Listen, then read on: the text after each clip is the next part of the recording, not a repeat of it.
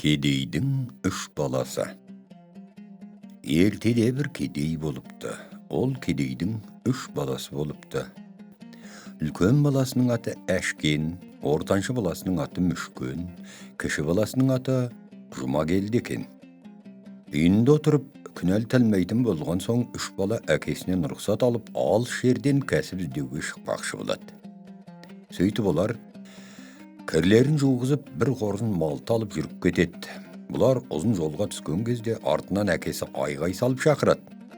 Тоқтаңдар, әкеміз шақырады, тосайық дейді Әшкен. Балалары тоқтап, әкесін тосып алады. Қарақтарым, жолдарың болсын, осы кетіп бара жатқан жақтан қалың қопа кездессе, қонбаңдар, түстенбеңдер. Одан әрі өте бергенде жалғыз мола кездеседі, оған да қонбаңдар да, түстенбеңдер де. Онан өтсеңдер көп мола кездеседі, оған да қонбаңдар да, түстенбеңдер де. Ал енді қош, аман болыңдар деп шал қалып қояды. Балалар жүріп кетеді. Айлардан ай өтті, күндерден күн өтеді. Тек мойындары ырғайдай, биттері торғайдай болғанда, кіші бесін кезінде бір қалың қопа қамысқа жетеді. Әкеміздің айтқаны бар, қонбайық. Қопадан шыға қонайық десіп, әрі қарай жүре береді. Бірақ қанша жүрсе де қопаның шеті көрінбейді. Күн батып, қас қарайып түн болады. Қой, не де болса, Құдайдың әмірімен болар, қонайық, әйтпесе адасамыз дейді біреуі. Қалғандары мұны мақұлдап қонады. Әшкен күзетте тұрады, қалғандары ыстықтарын ішіп ұйықтап қалады. Біраз уақыттан кейін айдың бетін бұлт жабады. Бұлт түйілген бетімен жатқан адамдарға қарай дауылдатып бет алады. Ол жер бауырлап төмендей бастағанда қолына қанжарын алып Әшкенді бұлтпен араласа кетеді. Некенін өзі де білмейді, қап-қараңғы. Әйтеуір қолына жанды нәрсе сияқты бірдемен ұстағандай болды. Алысып әлден уақытта жерге ұрады. Маңдайының терін бір сыпырып, жан-жағына қараса таңда сарғайып атып қалыпты. Астында жатқан жеті басы бар сары құс екен. Бастарын кесіп тастап, жонынан қайыс тіліп алады. Алған қайыстың ұзындығын өлшеп жіберсе, ұзындығы 400 қарыс болыпты. Бүктеп қалтасына салып алып, таң атқан соң інілерінің қасына келіп жатып қалады. Таңертең шөуі тұрады да ыстықтарын ішіп жүріп кетеді. Сен не көрдің деп інілері сұрамайды, мен мынаны көрдім деп бұл айта қоймайды. Бұларға кәсіп жөні түзу кездеспей, танау-мынау іске шатылмайды. Жүре-жүре бір жалғыз молаға кездеседі. Олар алдыңғыдан аман өткен соң, әкелерінің айтқанын есіне де алмай сол жерге қона кетті. Бұл жолы күзету кезегі Мүшкенге тиеді. Қалғандары ыстықтарын ішіп жатып болады. Күзетте тұрған Мүшкен, әкеміз не себептен бұл моланың жанына қонбаңдар деді екен, білейінші деп молаға жақын келеді. Ай қараңғы түн, моланың жан-жағынан айналып жүріп, ішіне кірсе, берде жатқан бір тас моланың ішін жарық қылып тұр екен. Тасты көтерсе астынан бір есік шығады, кіріп келсе үй іші толған алтын екен. Ауыз жағында тағы бір есік ашып кірсе, жеті басты бір дәу жатыр екен. Оны барып оятса, ол тұра салып Мүшкенмен алыса кетеді.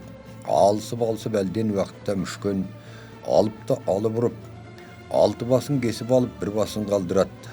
Сонда алып, енді мені өлтірме, дос болайық деп, бір топ кілтті суырып береді.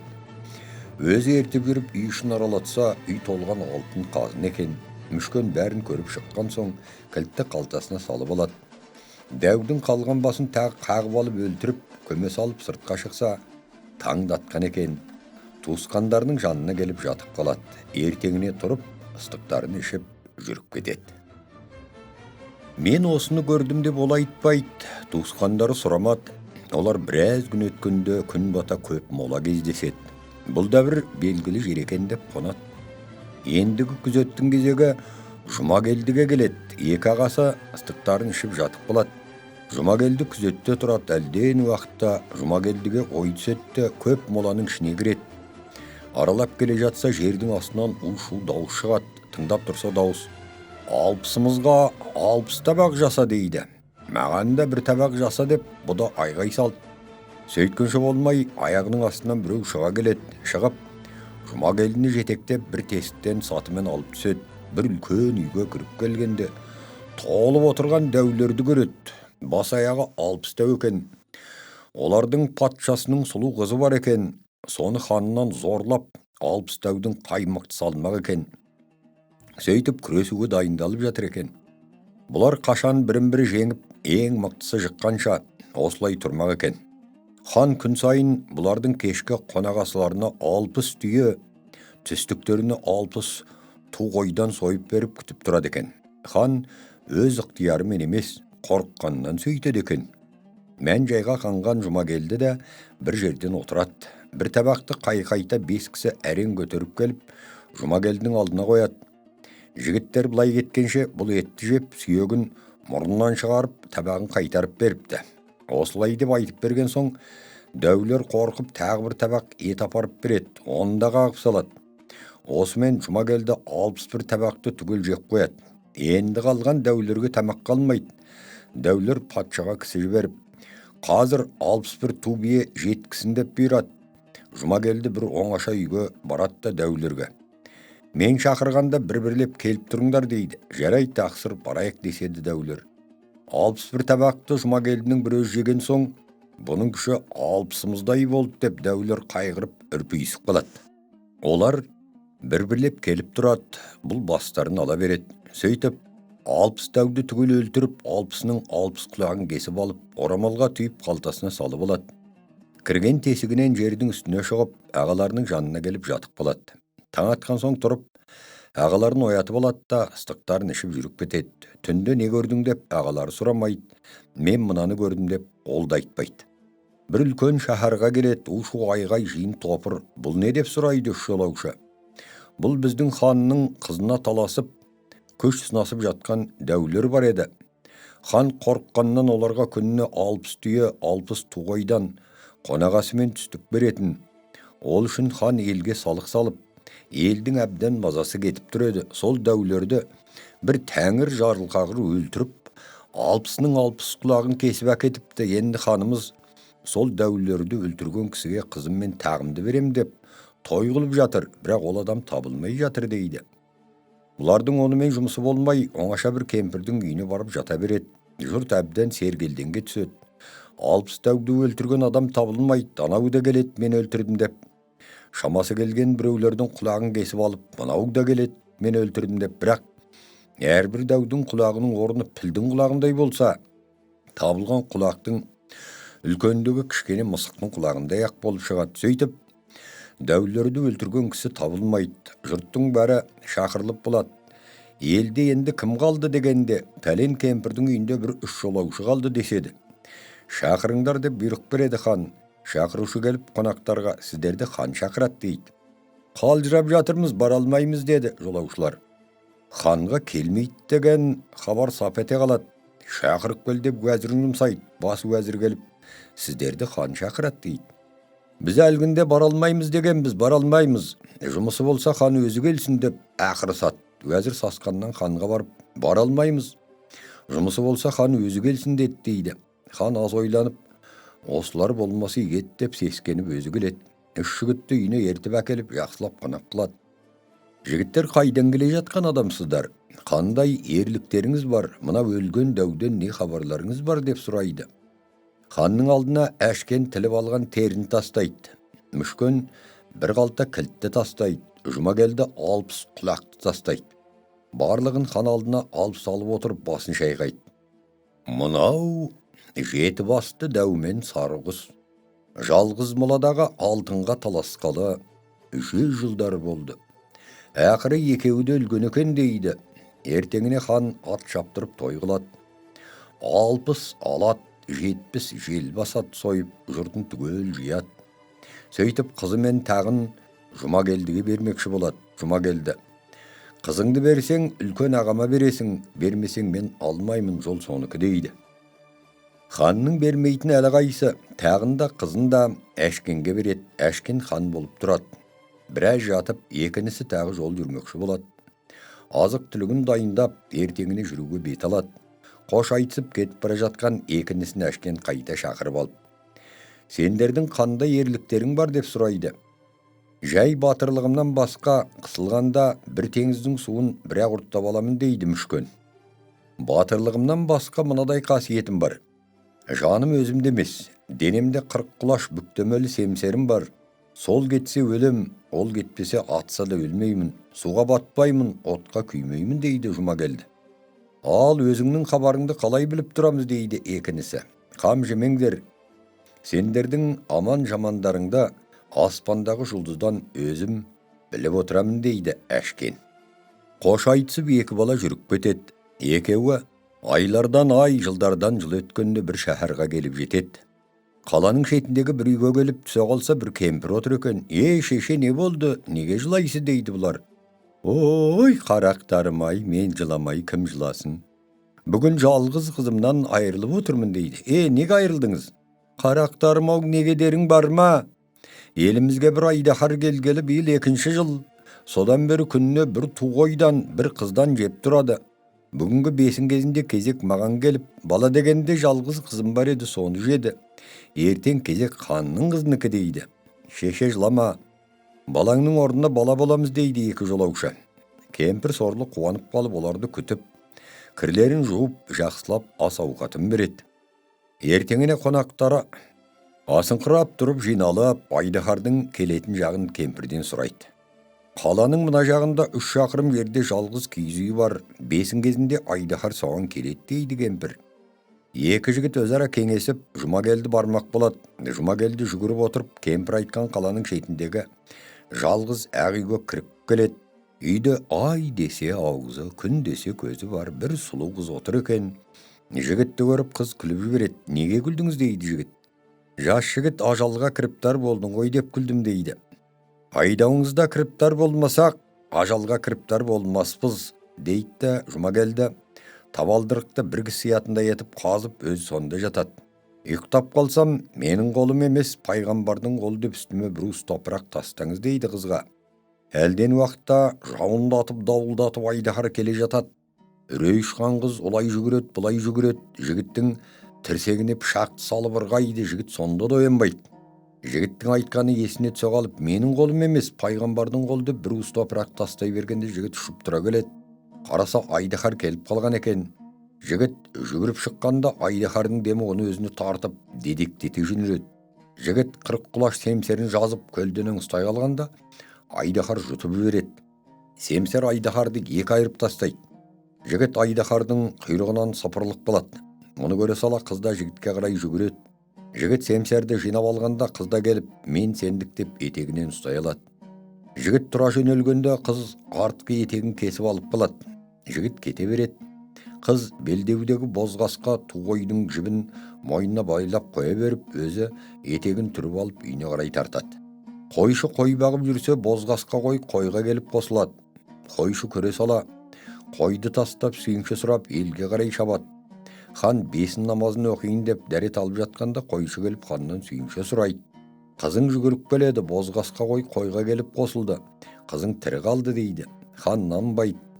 Осан тұрған сандырақтап, баяғы желініп қалғанда айтып тұрма деп ойлайды. Сөйткенше болмай қызда келеді.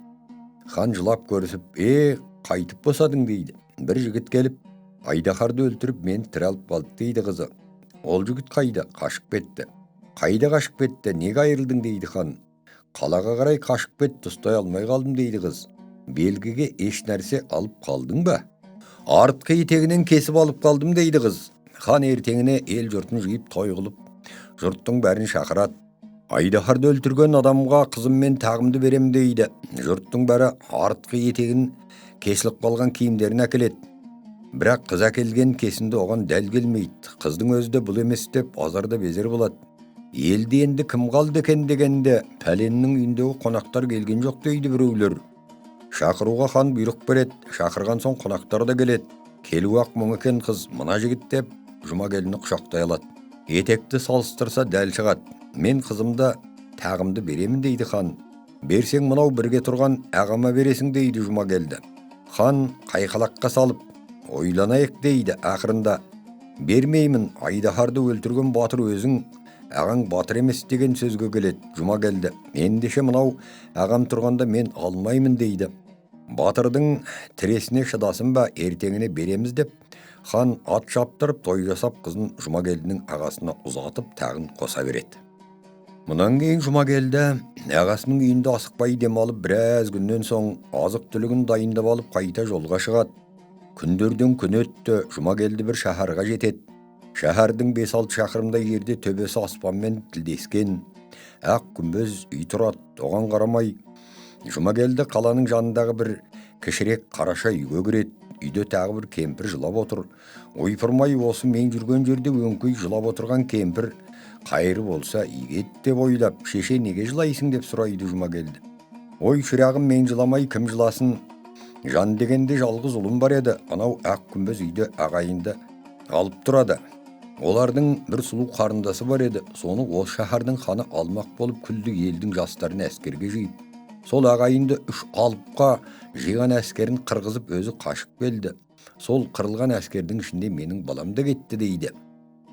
Жұмакелді ол ақ күмбез үйге қалай баруға болатынын сұрайды. Кемпір оған баратын үлкен жол жоқ екенін, тек бір соқыр соқпақпен жалғыз аяқ жолмен баруға болатынын айтады.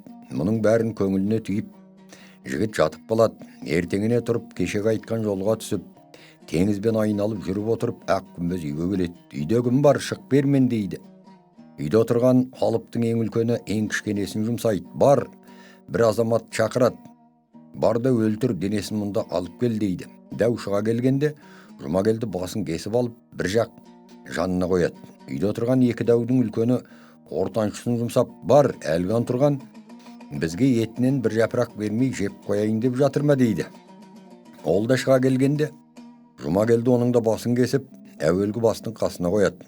Қалған үшінші алып, әлгілер маған бір жапырақ бермей жеп қояйын деп жатыр ма деп өзі жүгіріп шығады. Оның басын және қағып, екіншісінің басының жанына қойып, үйге кіріп келсе, бір айдай сұлу қыз отыр екен. Оны көре салып, Жұмакелді шалқасынан түсіп талып қалады. Ал қыз жүгіріп далаға шыға келсе, 3 ағасы өліп жатыр екен. Ол жүгіріп ішке қайта кіреді да, қанжарды ала сала жігіттің мойнына таяп тұрып, қой, менің ағаларымда талайдың басын кескен еді. Бұл да ағаларым сияқты біреу шығар. Өлтірмейін деп көңіл түсіп жігітке ғашық болып қалады. Оны бетіне су бүркіп тірілтіп алып, сен мына туысқандарымды жөндеп тазарулап көм, сонан кейін саған некелесіп тиейін дейді. Қыздың 3 ағасын екеулеп таза арулап қойған соң Жұмакелді некесін қиып қызды алады. Сөйтіп қыз екеуі тату тәтті ғұмыр кешіп жатады. Жылдар өтеді. Bir күні сол шәһәрдің патшасы бұл қыздан хабар әкелуге елшілікке кісі іздейді. Сонда жасы 110-ға келген бір қояқ мыстан кемпір, мен барып қызды әкеліп беремін, өзімнің тік тұрған бойымдай алтын бер дейді. Хан сұрағанын бермек болады. Кемпір алтыннан қайғы жасайды, ішіне алтыннан үлкен сандық жасап салады. Оның ішіне жақсы қып мамық төсейді, жастық қояды. Сөйтіп қайықпен ақ күмбезге бет түзейді. Бірақ қайығын күмбезден аулақ қалдырып өзі аң аулап жүрген Жұмакелдінің жолына келіп жатады. Аңнан қайтқан Жұмакелді жолында жатқан кемпірді көріп, шеше, неғып айдалада жүрген жансыз деп жөн сұрайды. Ой, қарағым-ай, сұрап не қыласың? Мен сорлы елімді жау шауып, сонан қашып шығып, өлейін деп жатырмын дейді. Ендеше маған шеше болыңыз дейді Жұмакелді. Кемпір қуанып кетеді. Жұмакелді кемпірді мінгестіріп үйіне келеді. Қатын шық, шешемді түсіріп ал дейді. Бұл не қылған кемпір? Мұндай кемпір айлекер келетін. Апарып таста, керегі жоқ дейді келіншегі. Жұмакелді кемпірді қайтадан бұрынғы орнына апарып салады. Бірақ кемпір әр жерден бір етектен тезек үйіп отырып, әлгі үйге қайта жетеді. Сөйте үйге келіп, тезек әкеп беріп, онан отын жағып беріп, онан шайын қайнатып беріп, бірте сіңіп кетеді. Сөйтіп жүріп, бір күні келіншекті азғыра бастайды. Сен үйде жалғыз отырасың, ойын жоқ, күлкі жоқ, тым болмаса күйеуіңнің жанын сұрап алып бермек қылып отырсайшы дейді. Шеше, ол не, қалай болады дейді келіншек. Ойбай, қарағым, білмейді екенсің ғой. Батырлардың жаны бөлек болады. Сен бүгін шай ішпей жылап отырып ал, неге шай ішпейсің десе, жаныңды тастап кет, мен ойнап отырайын де, сонан кейін өзі айтады дейді. Жарайды деп күйеуі келгенде шай ішпей жылап отырып алады. Не болды? Кел шайыңды іш дейді күйеуі әйеліне. Ішпеймін. Далада қызықтың бәрін сен көресің. Мен болсам ойын жоқ, күлкі жоқ, үйде жалғыз отырамын. Тым болмаса маған жаныңды тастап кет, ойнап отырайын дейді әйелі. Жарайды. Тамағыңды жатқан соң айтайын дейді Жұмакелді. Кемпір өтірік ұйықтаған болып тыңдап жатады. Келіншек жатысымен-ақ байының тынышын алады. Қоймаған соң Жұмакелді өзінің жаны есіктің маңдайшасында екенін айтады. Кемпір естіп алып, ертемен тұрып есіктің маңдайшасын шапқылап тастайды. Таңертең Жұмакелді тұрып, тамағын ішіп аңға шығып кете барады. Сұрадың ба дейді кемпір. Сұрадым, айтты дейді. Жоқ, ол өтірік, сені алдаған ғой. Сен кешке жылап тағы отырып ал дейді кемпір. Кешке Жұмакелді аңнан келгенде әйел тағы жылап отырады. Не болды? Сен жаныңды бермейсің, айтпайсың, алдадың деп өксіп қояды. Жатқан соң айтайын дейді күйеуі.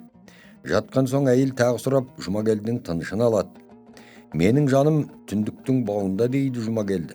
Мұны кемпір естіп жатып, түнде тұрып барып, түндіктің бауын кескілеп тастайды. Таңертең тұрса жігіт сапсау тұрып аңға кетіп қалады. Кемпір тағы сұрайды. Келіншек естігенін тағы айтады. Онысы қате, сені алдаған ғой, енді айтар дейді кемпір. Кешке Жұмакелді аңнан келгенде әйел тағы да жылап отырады. Не болды? Сен жаныңның қайда екенін айтпайсың деп еңірейді әйелі. Жарайды, енді айтайын. Менің жанымда 40 құлаш қанжарым бар, жаным сонда. Егер ол қанжарым кетсе, мен өлемін. Қалайша жанымды саған берейін дейді батыр. Кемпір өтірік ұйықтап жатып бәрін естіп алады. Ертеңіне Жұмакелді тұрып аңға кетеді. Кемпір жүгіріп барып, арақ шарап әкеліп, бір құланның етін жақсылап асып, арақпен шарапқа салады. Әйел еттен біраз жейді де құлақ қалады. Жұмакелді де білмейді, жеп отырып бір уақытта ол да жығылады. Кемпір ыдыстарын жинап болып Жұмакелдіні шешіндірсе, кісі көтере алар емес. 40 құлаш семсерді қолтығының астына байлап алған екен. Кемпір семсерді көтере алмайды. Болмаған соң сүйретіп апарып дарияға тастап жібереді. Сөйтеді, түк көрмеген адамға ұқсап келіп жатып қалады. Ертеңіне кемпір тамақ дайындап, әйелді оятады. Әйел әрең тұрады. Тамақ пісті, Жұмакелдіні оят шығарағым дейді. Келіншек барып оятайын десе, Жұмакелдінің денесі былқ-сылқ етеді. Жүгіріп кемпірге келеді. Әжау, балаң өліп қалыпты дейді. Қойшы, жағыңнан алғыр, мынау не дейді деп кемпір жүгіріп келіп қараған болып жатады. Олай-бұлай қозғап көреді, өлген адам тірілеме. Көр жыла, жер жыла, ештең өнбейді. Келіншек талып қалады. 7 күн 7 түн тамақ татпай шала өліп жатады. Бір күні басын көтеріп, әже, балаңды енді таза арулап, жуып көм дейді. Кемпірде жылаған болып жүреді. Бір құлаған молаларда құламаған бүтін қабырға тұр екен. Өлген адамды кемпір соның іргесіне сүйретіп әкеліп, киіммен тастайды да үстіне моланың қабырғасын құлата бастырады. Күн артынан күндер өтеді. Әйел қуарған ақ шүберектей болып жүдеп жадайды. Сонда кемпір: қалқам, жылағанмен өлген адам келмейді. Маған да оңай тиіп отырған жоқ. Қайтейін, амал бар ма? Тумаса да туғандай еді. Енді жылама, басыңды көтер, тамақ іш деп тамақ ішкізеді. Мұнан кейін кемпір тағы да: киіміңді ки, бойыңды көтер, су жиегіне барайық дейді. Шешесі қастық істейді деген ойында да жоқ. Келіншек киімін киіп алып су жиегіне шығады. Жиекте жағалап қыдырып жүргенде күннің астында көз көрім жерде жалтыраған бір нәрсе көрінеді. Шеше, әне бір жалтыраған не нәрсе дейді. Жүр барайық дейді кемпір. Екеуі жағалап келсе, бір алтыннан жасалған қайық. Кемпір екеуі қайыққа мініп серуендейді. Келіншек судың ар жағына қараса, үлкен сандық тұр екен. Ішін ашады. Ішінен салулы, жұп-жұмсақ бір кісілік төсекті көреді кемпір. Қарағым, ішіне жатып көрші, сияр ма екенсің дейді. Келіншек ішіне кіріп жата бергенде, кемпір сандықтың аузын жаба қойып, сумен жүзіп отырып ханның үйіне келеді. Қызда келген соң хан ат шаптырып той қылып, мәз-мәйрам болып жатады. Қызда ойын да жоқ, күлкі де жоқ, тек отыру. Күйеуінің өлімінің кемпірден келгенін сезеді. Оған зығырданы қайнайды. Күйеуі өлмей тұрғанда оған екі ағасы жайында айтып жүреді екен, сол есіне түседі. Хан қызға сөз салдырады: мен қазір ханға тимеймін. Мен қайғылы болып отырып қалай тиемін? 30 күн ойынымды, 40 күн тойымды істесін. Оған дейін ханның сол салтанаты арқасында қайғымды ұмытайын. Ханға сонан кейін тиейін деді қыз. Және маған күтуші етіп, өзімнің үйренген шешемді берсін. Өзіме жеке үй тігіп қойсын. Басқа жан онда аяғын басушы болмасын. Сұлудың сөзі екі бола ма? Бәрі мүлтіксіз орындалып жатады. Бұлар осымен жата берсін. Енді әшкенге келейік. Әшкен бір күні далаға шығып уәзірлерімен әңгімелесіп тұрса, аспанда бір жұлдыздан қан тамып тұр екен. Көре салып әшкен, менің інілерімнің бірі өлген екен деп, үйге кіріп уәзірлеріне жылдам ат, әскер, азық дайындатып, ертең бір жерге жүретінін айтып жатып қалады. Таңертең уәзірлері келіп, хан тақсыр, кешегі айтқаныңыз даяр болып дейді.